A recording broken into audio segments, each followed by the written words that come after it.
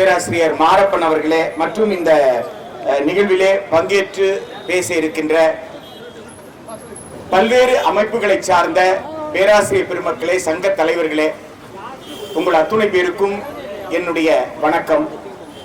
இந்த உண்ணாநிலை அறப்போராட்ட நிகழ்வு ஏதோ பார்க்கறதுனால பேச்சுவார்த்தையில் கல்வி இருக்கக்கூடாது, வேற எதுவுமே சொல்லலாம்.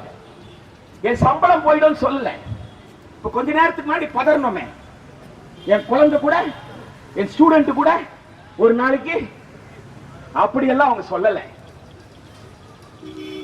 அப்படியெல்லாம் சொல்லல.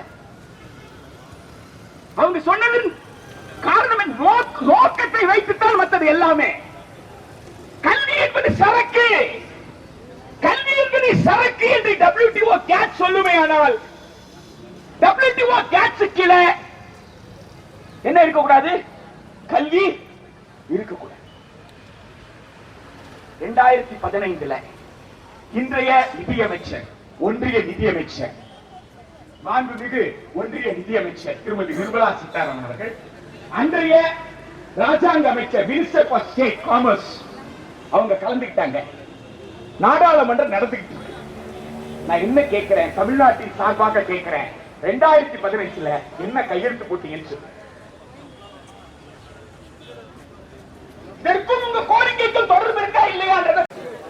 அரசு கலைக்கல்லூரிகளில் கௌரவ விரிவுரையாளர்கள் ஒரு நவீன கொத்தடிமைகளாக நடத்தப்படுவது தமிழகத்தின் மிகப்பெரிய அவலம்.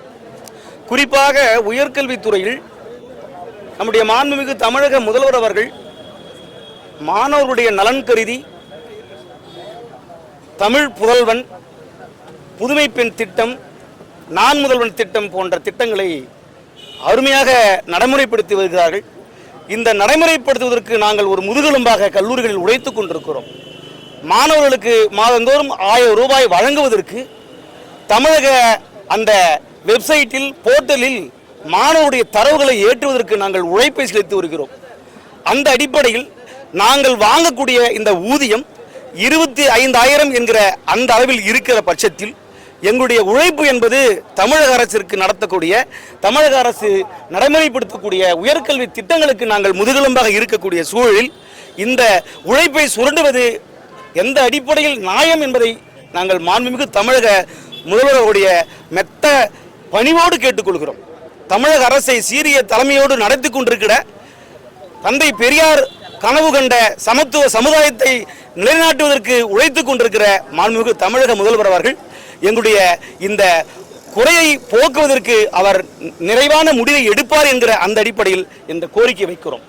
என்னுடைய பெயர் டாக்டர் SS ராமஜெயம், அரசு கலைக்கல்லூரி கௌரவ விரிவுரையாளர் ஒருங்கிணைப்பு குழுவின் பொறுப்பாளர், அரசு கலைக்கல்லூரி திண்டிவனம். பலமுறை UGC நிர்ணயித்த ஊதியமான 57,700 பலமுறை எங்களுக்கு கொடுக்க சொல்லி நீதிமன்றங்கள் எங்களுக்கு ஆணை பிறப்பித்தும் இதுவரை எங்களுக்கு அந்த ஊதியத்தை வழங்காமல் அரசு எங்களை தண்டித்து வருகிறது. அந்த ஊதியம் இல்லாததால் எங்கள் குடும்பங்களையும் கவனிக்க முடியாமல், எங்களுடைய மருத்துவ செலவுகளையும் கவனிக்க முடியாமல் நாங்கள் பெரிதும் மன உளைச்சலுக்கு ஆளாகி நோய்வாய்ப்பட வேண்டிய சூழ்நிலை இருக்கிறோம். இச்சூழ்நிலையிலும் நாங்கள் பொருட்படுத்தாமல் மாணவர்களுக்கு சிறப்பாக கல்வி கற்றுக் கொடுத்து தமிழகத்தில் உயர்கல்வித்துறையை முதல் மாநிலமாக திகழ வைக்கிறோம். அப்படி தெரிந்தும் எங்களுக்கு இப்படிப்பட்ட சூழ்நிலையிலும் 57,500 ஊதியத்தை வழங்காமல் எங்களை தண்டிப்பது மிகவும் மோசமாக உள்ளது. இது முதல்வரின் கவனத்திற்கு கொண்டு செல்வதற்காகவே இந்த போராட்டத்தை நாங்கள் நடத்தி வருகிறோம். என் பெயர் B. வெண்ணிலா, தர்மபுரம் ஞானாம்பிகை அரசினர் மகளிர் கலைக்கல்லூரி, மயிலாடுதுறை. வணக்கம். நான் கொடைக்கானல் அரசு மகளிர் கலையறிவியல் கல்லூரியிலிருந்து வந்திருக்கேன். இன்னைக்கு மாபெரும் தமிழ்நாடு நடத்தக்கூடிய கௌரவ விரிவுரையாளர்களுடைய கூட்டம் நடைபெற்று கொண்டிருக்கிறது.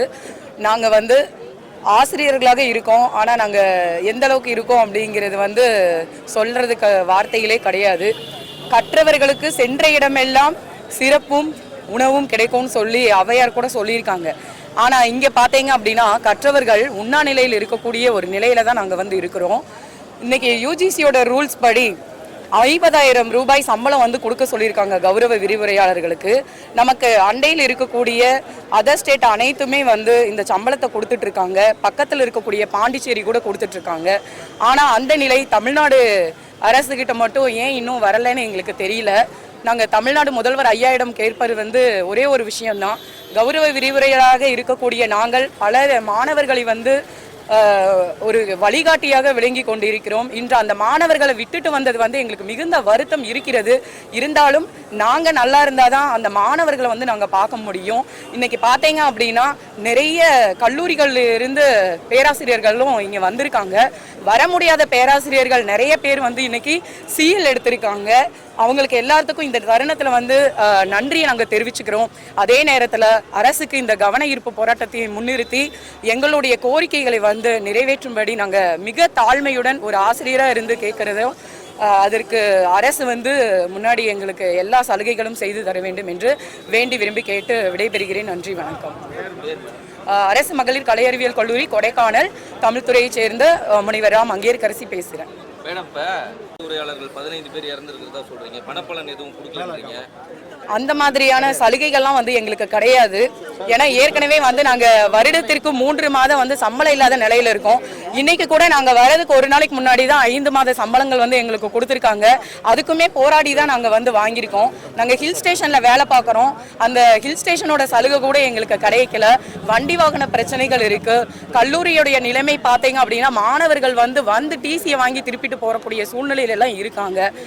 அங்கே வந்து எங்களுடைய கல்லூரியோட அமைப்பும் கூட ரொம்ப மிகுந்த ஏழ்மை நிலையில தான் இருக்கு. மாணவர்களுடைய படிப்புக்காக தான் முதல்ல ஆசிரியராக நாங்கள் இங்கே வந்திருக்கோம். நாங்கள் நல்லா இருந்தா மாணவர்களும் நல்லா இருப்பாங்கன்னு கேட்டு அரசு எங்களுக்கு எல்லா சலுகைகளுமே தரணும்னு சொல்லி இந்த நேரத்தில் வேண்டி விரும்பி கேட்டுக்கொள்கிறேன். நன்றி.